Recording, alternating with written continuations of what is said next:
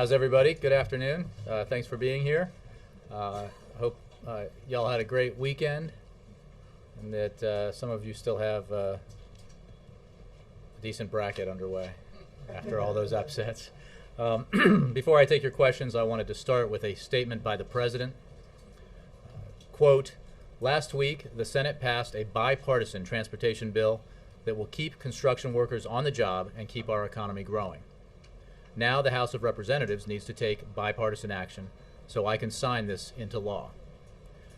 An economy built to last depends on a world-class infrastructure system that allows us to transport our people and goods as quickly and effectively as possible.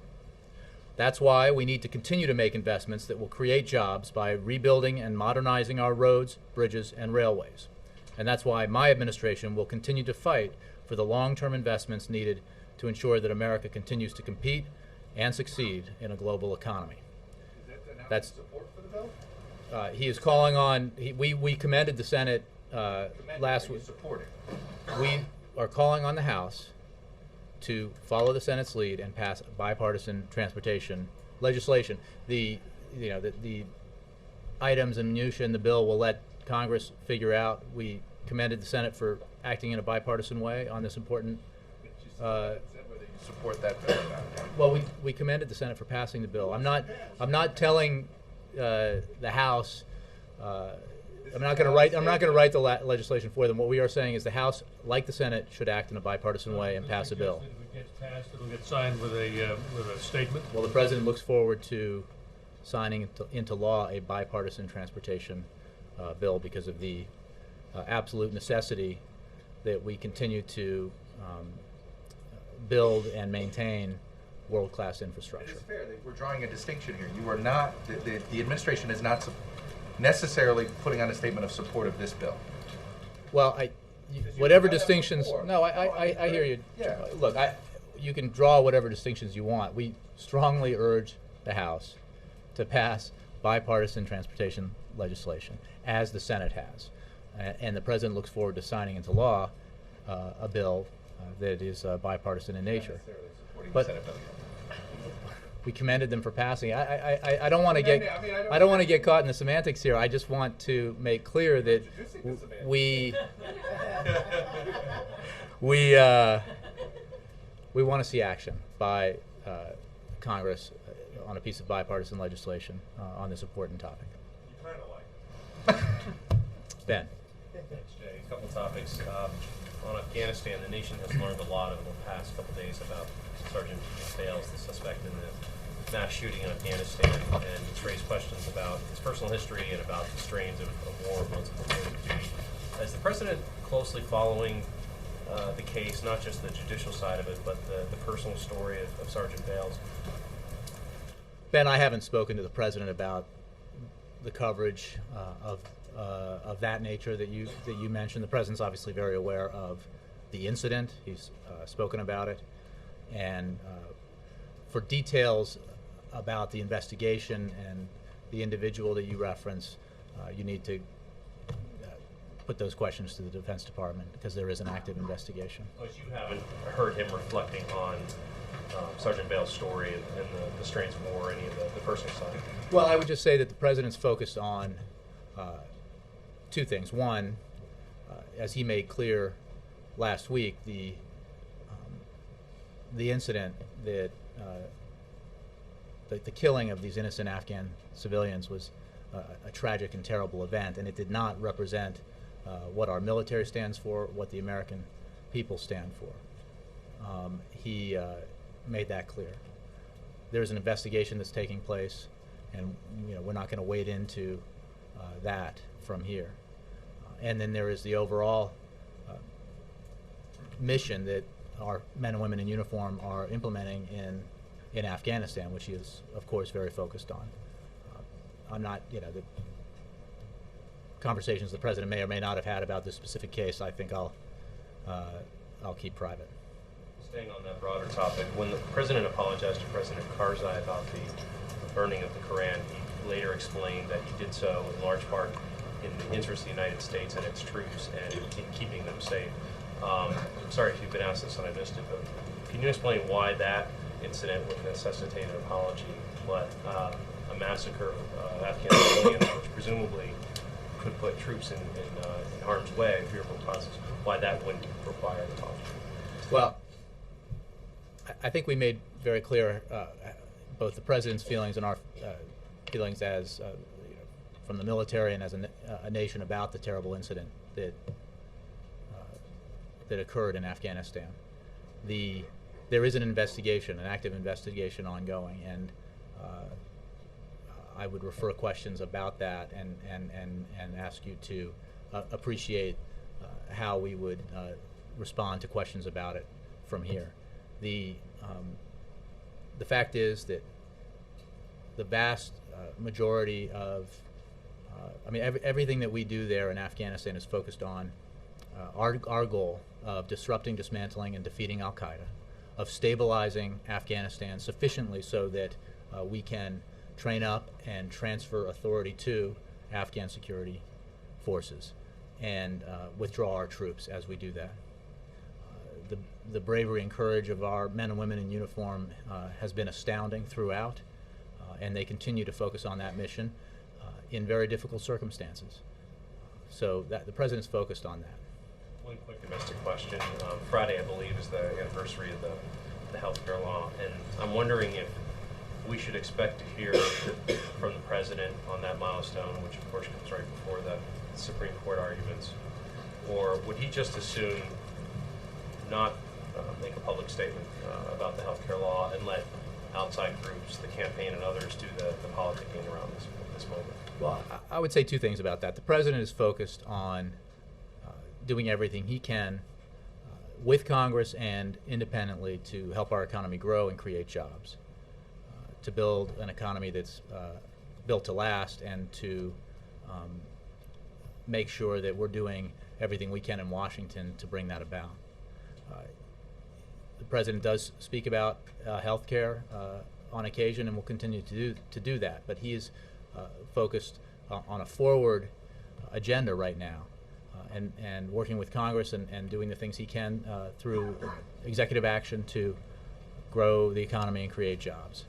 The administration is very focused on implementing the Affordable Care Act, which, as you know, has resulted already in benefits for millions of Americans, millions of seniors who have benefited and saved tremendous amounts of money because of the prescription drug provisions related to the so-called donut hole, and the millions of young Americans who have insurance who otherwise would not because of the provision within the Affordable Care Act that allows young folks to stay on their parents' policies. So we're focused on implementing the law and on pursuing an aggressive, forward-leaning agenda with regards to the economy. So no plans for a state. I have no announcements to make about the president's schedule in that regard.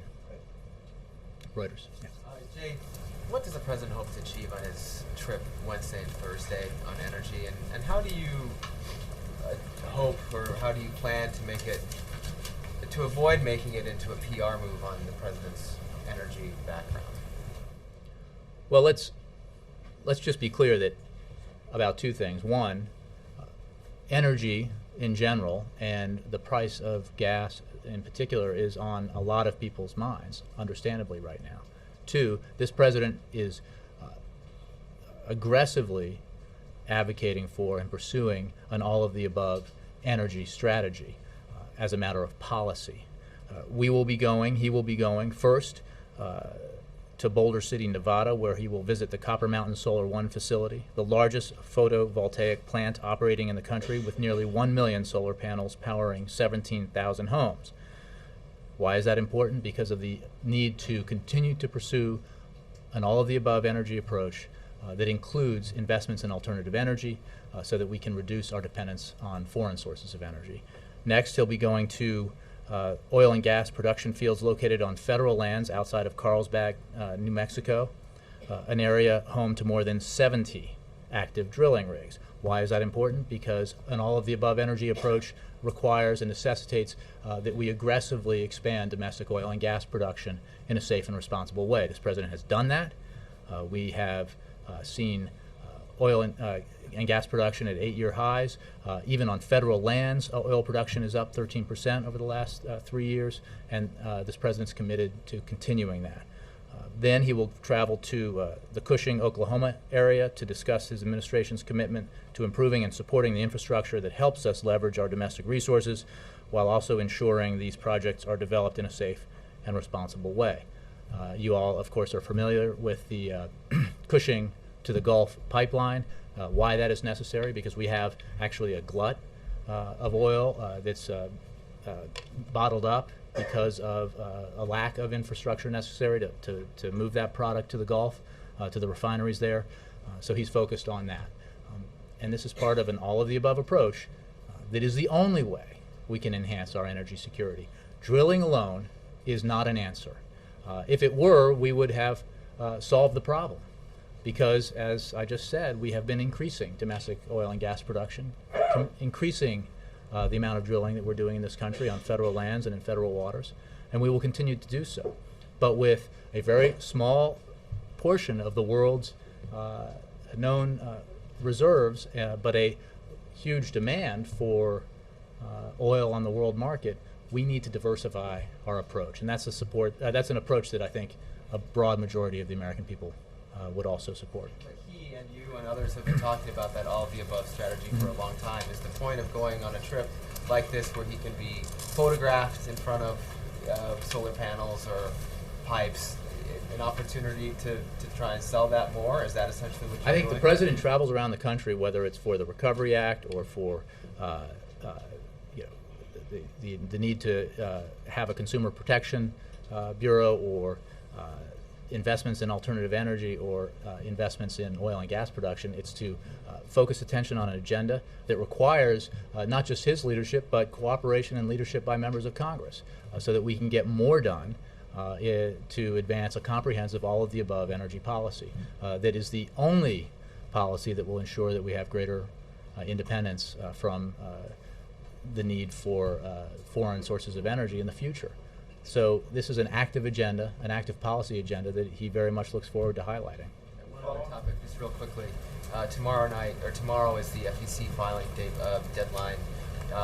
Obviously, White House officials have started appearing at Priorities USA Action events. Can you tell us how many events they have, and who, number one, how many events they've attended, and how it's gone? I don't have that information. I'll have to take the question. Let me move around a bit, and then Scott. What is the active agenda he's going to be calling on Congress to do on the Look, we need congressional help to continue to pursue the all-of-the-above approach, and whether that's increasing oil and gas production, increasing investments and sustaining investments in alternative energy. The need to highlight this, I think, is apparent in this time when we are facing high gas prices at the pump, and a lot of people rightfully want to know what the strategy is to ensure that this doesn't happen again and again, annually or biannually, as it's been happening in the recent past. The president is very focused on this, as I think a lot of Americans would expect him to be, and the purpose of the trip is to make clear what we can do, what we are doing, and the kinds of approaches that are necessary to enhance our energy security in the future. Ann, let me get Thank you, Jay.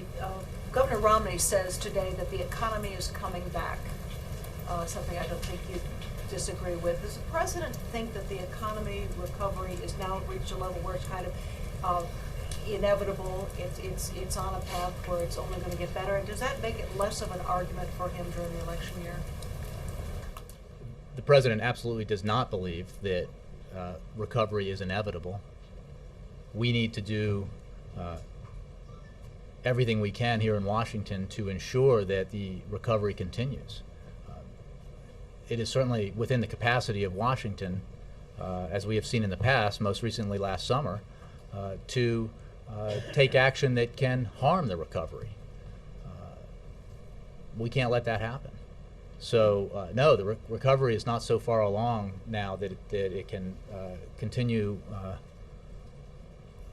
without leaders in Washington making the right decisions and taking the right actions to ensure that we can continue to grow. The transportation bill is a perfect example of that.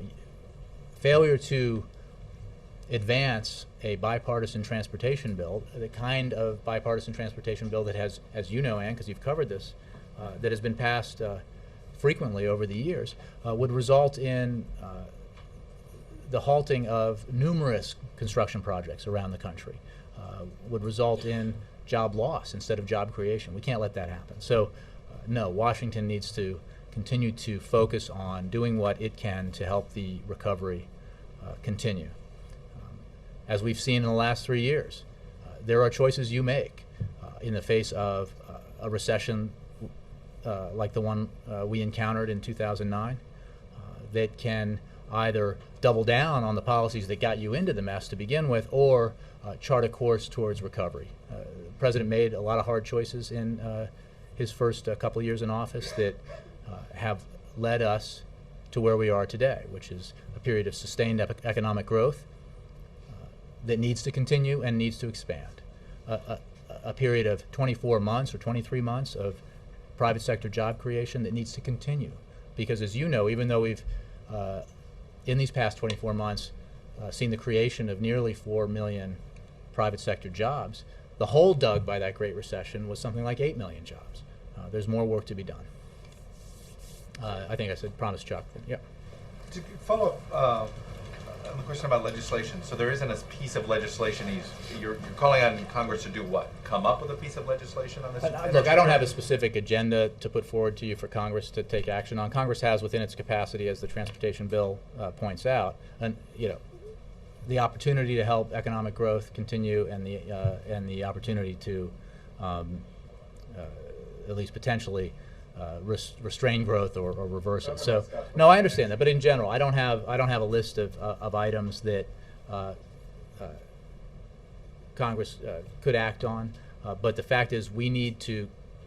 We've talked about this within the context of the President's "We Can't Wait" agenda, which is he will act on all the things he can, big, medium, and small, that don't require congressional collaboration, often because we've had a paucity of congressional cooperation and collaboration. But there are things that we need to do with Congress, and he'll continue to do that, whether it's on energy or transportation or the job creation measures of the Jobs Act that have yet to be passed, or the startup legislation that he put forward. There's a whole host of areas where we need congressional cooperation. Given what you're trying to do with this trip, how much of this why shouldn't we view it as solely a public relations stunt? Okay, you can view, I mean, you I can think easily, cynical about you this, can. but to look at it Sure. seems to be a point-by-point rebuttal of the attacks that you're getting on Capitol Hill regarding whether it's Keystone, regarding solar and clean energy. Well, it seems that it's like this trip is designed to rebut. So the political idea that critics. the President's focus on an issue that has a lot of Americans concerned, I think, is appropriate. The idea that he has a comprehensive all of the above approach to our energy challenges, I think, is appropriate to highlight. There is certainly a long-standing tradition of presidents traveling around the country to highlight the agenda that they're pursuing, their policy agenda, and that's what he's going to be doing on this trip, because it is so important, both in the present and for the future, that we pursue this all of the above approach to our energy challenges, because if we don't, we're going to see these kinds of scenarios year after year where prices go up, politicians say, well, I've got a plan, especially in an election year, to lower the prices at the pump. Often the plan is just to drill more, which there's not a single energy expert out there who would argue that that's a solution. We need something bigger than that and broader, and that's what the President's highlighting. Because now gas prices are up, so you're getting attention for it. It's not like you were out there doing these trips when well, as a veteran of a lot of trips focused on, as part of this trip is, on investments that this administration has made in alternative energy, I beg to differ. Over the course of 3 years, the President's made those trips, the Vice President made those trips. They've also made trips focused on other aspects of his energy agenda, not just recently. Let me move around a little bit. Victoria. What is the message to the Pakistani government as they meet tomorrow to talk about their relationship with the United States? Our message hasn't changed, which is that we consider that relationship very important, not least because of its importance to our national security interests. It is a complicated relationship that requires a lot of attention, and we give it that attention. And we will continue to work with Pakistan on our shared goals of eradicating the threat of terrorism in the region. There is no question, as I've mentioned before, that the cooperation that we have had from Pakistan has contributed to some of the successes that we have had in taking the fight to al-Qaeda, in eliminating senior al-Qaeda leadership, from removing senior al-Qaeda leadership from the battlefield, and we'll continue to work with Pakistan to pursue that agenda. The anger about drone attacks is not going away. Is there anything that you can do about that with Pakistan? And again, also with night raids with Afghanistan, what is the situation on that with your negotiations with the Afghan government? Well, as I think I said on Friday with regards to Afghanistan and the President's recent phone conversation early Friday morning with President Karzai, we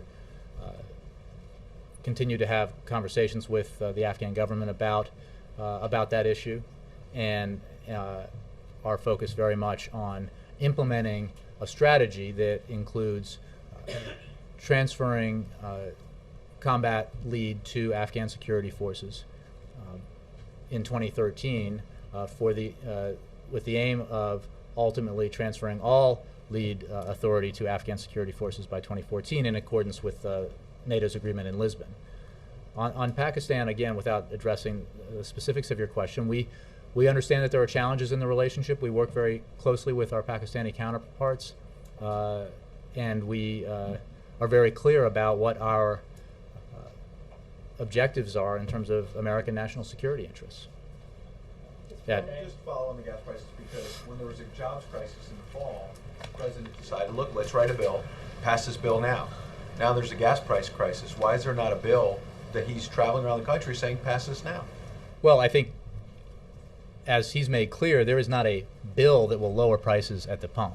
There is not a 3-point plan, a 1-point plan, or a 5-point plan that would lower gas prices at the pump, because oil is a global commodity. Its price fluctuates globally, and what we need to do is not pretend that there's some silver bullet solution, but focus on a broad agenda that is aimed at increasing production of fossil fuels in the United States, expanding our investments in alternative energy, taking the kind of administrative action he took, working with major automobile companies to increase our fuel efficiency standards to the point that American consumers will save $1.7 trillion and 12 billion barrels of oil over the course of that program's implementation. So, that's the kind of approach that we need to take, and that's the kind of approach that he's going to highlight on this trip. I think it's important because the American people need to know that there is no easy solution to this challenge, that we need to maintain an across-the-board effort on all these areas of the energy economy, or else we will not get out of this predicament in the long run, which we have to do.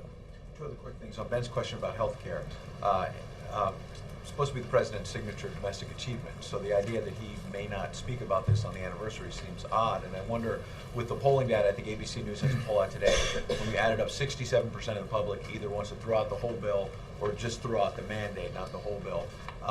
White House has been talking for 2 years about educating the public, talking about the benefits of this. Doesn't this polling data suggest that people are not buying it? Well, the polling data suggests in part the hundreds of millions of dollars that was spent attacking it, and what we're focusing on is implementing it so that more and more Americans see the benefits that it brings. He's not. I didn't make any announcement one way or the other about what the President's schedule will hold on this issue, but we are focused on implementing the bill, not on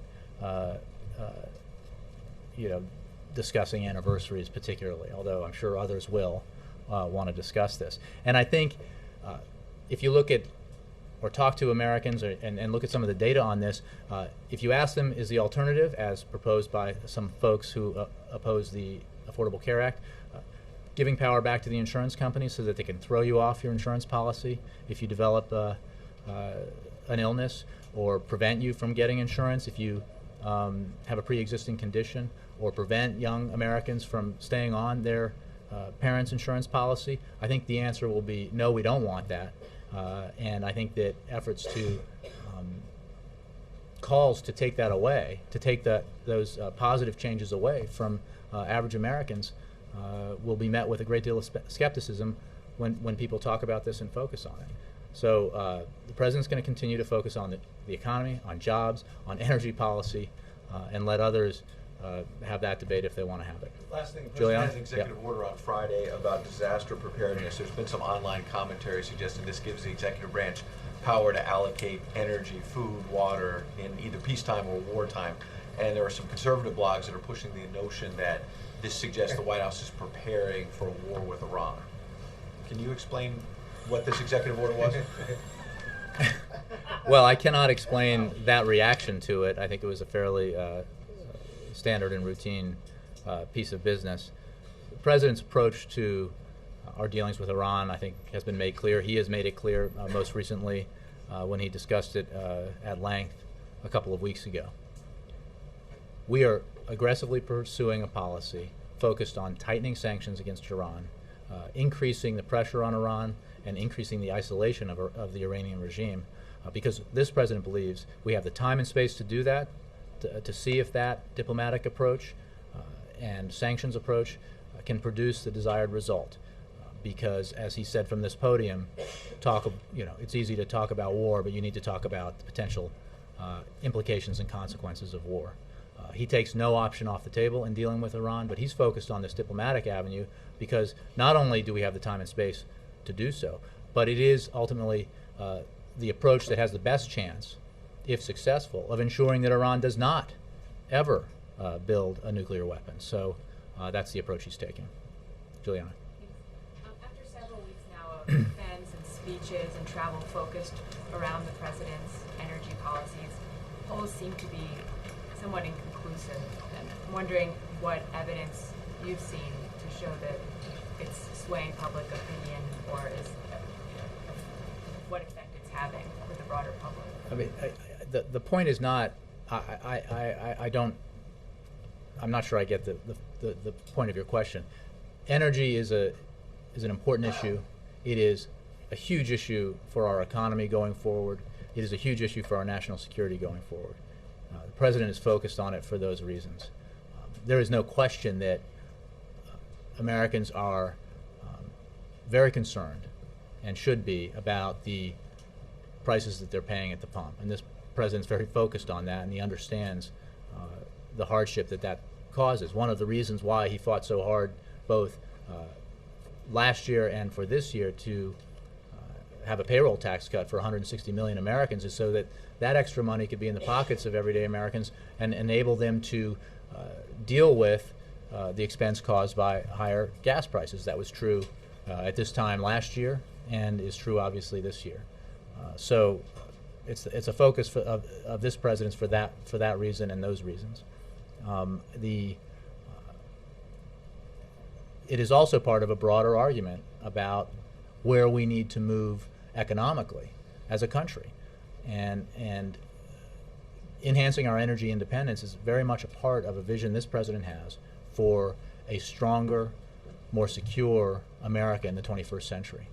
So he's talking about it for those reasons as well, and that doesn't really have much of an effect, I imagine, on today's polling data, but it does have an effect on our long-term economic viability. He is defending his energy policies in the face of rising gasoline prices, and so are Americans buying that defense?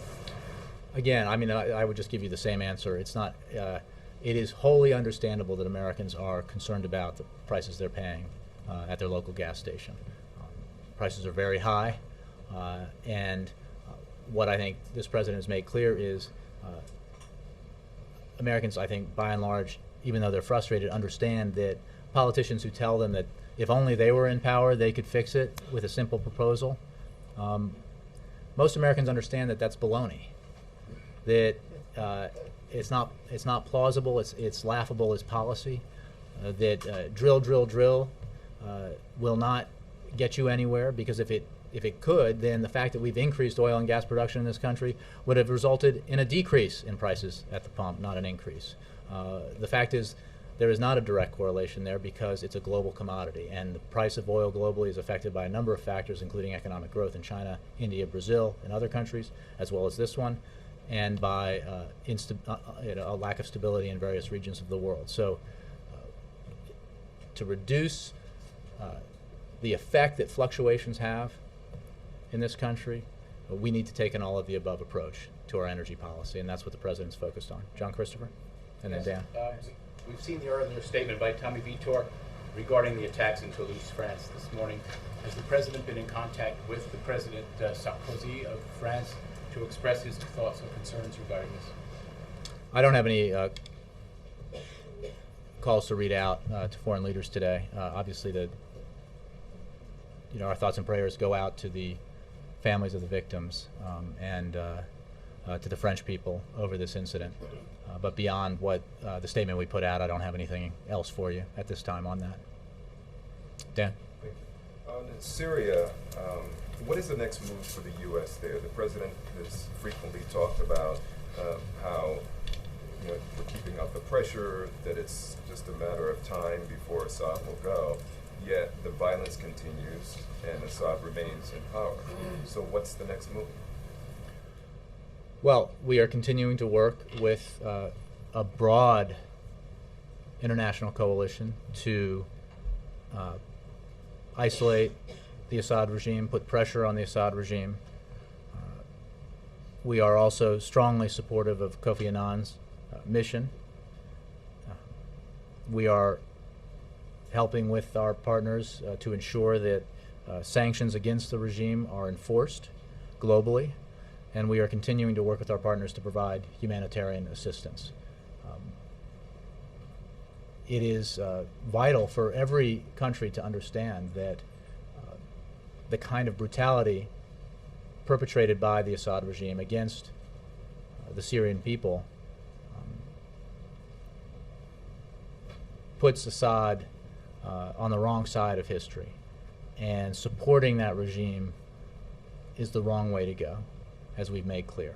We're going to work with the Friends of Syria and our international partners on this issue to continue to put pressure on Assad, to continue to call on Assad to cease the violence and to provide humanitarian assistance. At what point are all of those things not enough to the putting of the pressure, calling on Assad to cease the violence, if the violence continues? Well, yeah, I think the President has addressed this issue, as have I. Specifically, if you're asking, for example, about providing arms, we still believe that it is not the right approach to take to contribute to the militarization of the situation in Syria. We make the point that as we deal with the upheavals in countries across the region, we look at them very specifically. Each country is different. The circumstances in each country is different. The comparison is often made in questions that were asked to the situation in Libya, and the differences, I think, are often spelled out. So, I don't want to predict in the future at what point, if certain things happen or don't happen, additional strategies might be put in place. I would simply say that the approach we're taking now is the one we believe is the right one, working with the Friends of Syria, working with the international community to further isolate and pressure Assad, helping with our allies to provide humanitarian assistance, and hopefully further uniting the international community against the Assad regime because of its brutality. And a quick question on gas prices. In this election year, the President is not concerned that he's getting the blame for the $4 plus per gallon? Yeah, if you want to, election questions and campaign questions, you should direct to the campaign. Okay, let's take out election. Is he concerned? Is he not concerned that he's getting the blame?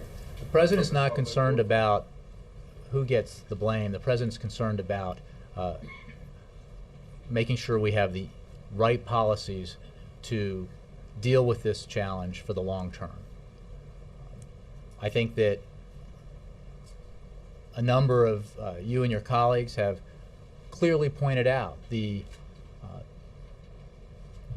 hollowness of some of the proposals put forward by those who are critics of the president, masquerading as energy policies. They're not plausible because you simply cannot drill your way out of this problem. Under this president, oil and gas production in the United States has increased significantly, both on private and on public lands. Under this president, we have signed a permit to build the first nuclear power plant in 30 years. Under this president, we have taken a path through investments that will ensure that we double the amount of renewable energy produced in this country. Under this president, we have put in place historic fuel efficiency standards that will do more to reduce our consumption of oil and therefore our dependence on foreign oil than a whole host of proposals that others have put out there which they pretend will somehow lower the price at the pump next week. This is not an easy challenge. And the president's being very honest with the American people about what we need to do to ensure that we deal with this challenge for the long term. So, you know, poll numbers and how people view this, I think, are one thing. Getting the policy right is another, and it is a more important thing. Mark. Yeah, Jay, the Ryan budget is going to be coming out tomorrow. Can I ask you in advance of it about two things that are clearly going to be in it? One is the call to basically reopen negotiations on the spending caps to cut another $19 billion out of discretionary funding. And of course, the overall question about Medicare and reaping very substantial savings off of that. What do you think? Well, we'll wait to see what's in it. I think that the calls to abrogate, to violate an agreement that everybody signed on to in August, I think, as we've talked about before, you know, has to raise questions about keeping your word about where we are. I mean, this was the result of serious negotiations that ended in significant reductions in discretionary spending, non-defense discretionary spending, as well as defense spending. And I think a lot of elected officials in Congress of both parties have said we need to keep our word and keep that agreement in place. There's another aspect of this that's been discussed about blowing up the sequester. Another agreement, you know, handshake, signature, that suddenly folks want to undo because they find it inconvenient. The sequester was designed to be objectionable and onerous, both the cuts in defense spending and non-defense spending. No one wants to see them go into place. They exist in order to force Congress to try to deal with the challenge that is presented before it in the need to get our fiscal house in order, to enact further legislation that would reduce our long-term deficits and debt. And to do that, this president believes, in a balanced way. That's the approach that needs to be taken here. What we don't need, and again, I will have to see the details of it, what we don't need is another proposal that says we have to preserve and extend tax cuts for the very wealthiest of Americans who have done extremely well in the last decade. We have to preserve tax subsidies and breaks for oil and gas companies that are enjoying record profits, subsidies that have been in place for a century. That's taxpayers giving money to oil and gas companies, making record profits. I mean, I think that's a tough sell, but we'll see. And in order to pay for all of that and achieve some modicum of deficit reduction, basically ending Medicare as we know it, asking seniors to pay a heck of a lot more. That's just not an approach this president supports. We'll see what the specifics are when it comes out, but if the past is prologue, it's not very promising. Jay, Bill. there's a lot lot of attention over the weekend to the killing of a Florida teenager by a neighborhood watch.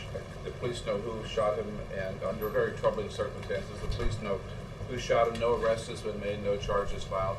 Is the president aware of this case of Trayvon Martin, and has he asked the Justice Department to look into it? Well, we here in the White House are aware of the incident, and we understand that the local FBI office has been in contact with the local authorities and is monitoring the situation. Our thoughts and prayers go out to Trayvon Martin's family, but obviously we're not going to wade into a local law enforcement matter. I would refer you to the Justice Department and to local law enforcement at this point. The president himself expressed any comments about it? I mean, you know, the case of Professor Gates up in Cambridge pales compared to this, and the president did speak out about that. I don't have any conversations to report to you. Alexis? Jay, you've been talking about on energy that the president is trying to be honest and trying to ask American people to understand there's no silver bullet, no instant fix. Can you describe in the president's policy, his strategy, when would the payoff materialize to smooth out for most Americans those price jumps? When does he envision the payoff would occur? Well, I think it's if you keep at it, it's a process that improves continually. We've already seen our reliance on foreign imports decline in the last 3 years. We've already seen an increase in domestic oil production. We've already seen increases in renewable energy production. We've put into place fuel efficiency standards that will have a significant impact in terms of reducing our demand for foreign oil. So all of these things will have a cumulative effect to reduce the portion of our energy consumption that comes from foreign sources, and by doing that, reduce the impact of the fluctuations in the global oil market on average Americans. I mean, that's the overall goal for economic reasons and national security reasons. And it's a goal that recognizes a simple fact that in the 21st century, there's going to be a huge demand for fossil fuels as rising economies continue to grow, and as this economy continues to grow. And there is going to be huge opportunities economically in industries that take advantage of and exploit the need for alternative energy sources. The president is committed to those industries growing and thriving in this country and creating jobs in this country so that we don't get into a situation where we trade our dependence on other countries for foreign oil for a dependence on other countries for alternative fuels or alternative energy sources. So, you know, it's obviously going to be, this is a long-term focus that needs to result in less and less dependence on foreign sources of energy, and that's what the president's focused on. And I want to be clear that the president is very concerned about the current dilemma, and he's talked about the measures that he is taking, asking his Justice Department to reconstitute the unit that looks into potential speculation and fraud, and the other issues that we can address here. But he is also honest about the fact that there is no magic wand you can wave to suddenly reduce the price of gasoline at your local station. Kristen? Yeah. Alexis, one more. I thought last week that you said the president was traveling to talk about health care, and today you're not saying that again. Is there a reason? I don't remember saying that, actually. I don't think I did, but When you got questions about health care, you said he would be traveling. I'll have to look at that. I might have just... There was never a plan that I'm aware of to have him travel. I'm not sure I said that, but I'll check the transcript. Kristen? Thanks, Jay. Afghan President Hamid Karzai was quoted as saying, there are two demons in our country right now, talking about the Taliban and U.S. forces. And then over the weekend, the Afghan ambassador said on CNN that Karzai is simply reflecting what our people are saying. What's the White House's reaction to that? And what's the level of concern that President Karzai is saying one thing to the president and something different to the people of Afghanistan? We have regular conversations with President Karzai, with the Afghan leadership, and are fully aware of the concerns that he has and has had about some of these issues. And obviously, the last several weeks have been very challenging, and that has brought these issues to the forefront again. We are focused on implementing our strategy, a strategy which has at its core both the need to disrupt, dismantle, and defeat al-Qaeda, but the need to transfer security authority, security lead over to Afghan forces, which in turn will allow us to withdraw U.S. forces. We're in the process of drawing down the surge forces, and as the President has said, withdrawals of U.S. forces will continue beyond that as we transfer more and more territory and more of the security responsibility to Afghan forces who are being built up as part of the implementation of his strategy. The specifics of the footprint and where forces will be deployed, I'm sure will be worked out. We're also engaged with the Afghans in our strategic partnership discussions, and we'll continue to do that. But we're very cognizant of the fact that the incidents of late have provided great challenges, and we're working through them, but we're remaining focused on what the mission is, the reason why we're there to begin with, which is because we were attacked here in the United States as part of a plan that was hatched and conceived and authorized and executed out of Afghanistan by al-Qaeda. That is the reason why we're there, and that is the reason why al-Qaeda is the principal focus of our mission. Does that type of rhetoric complicate the U.S. efforts to implement your strategy and to withdraw forces ultimately by 2014? Look, I think that we're focused on our strategy. We work with President Karzai, as I said, in reading out the conversation President Obama had with President Karzai early Friday morning. The two men see eye to eye on what the implementation of the strategy is in 2013 and 2014. There are a number of issues that they're working through with regards to some of the things that you mentioned, and we're just going to continue to be focused on that and the implementation of the strategy. Thanks, Jay. Yes, sir. Thanks, Jay. Back on Syria, both the President and Prime Minister Cameron made a point of emphasizing the Russia and China aspect of all this. Can you talk about what kind of pressure is being exerted on both Beijing and Moscow to get past that point of the veto of the previous Security Council? Well, I can't read out to you conversations or diplomatic negotiations. I can simply say that we were very disappointed in the veto. We have made that clear. And we are working with everyone to focus attention on the heinous behavior of the Assad regime, the futility of siding with Assad, given the fact that his ultimate giving up of power is, we believe, only a matter of time, and the fact that the Syrian people will always remember who was with them in this terrible time and who was not. And so we're working with everyone to try to unite behind a strategy to pressure Assad, to isolate Assad, and ultimately to get him to stop the violence and to step aside. Conversations continue with all countries, including those that you mentioned. Thanks all.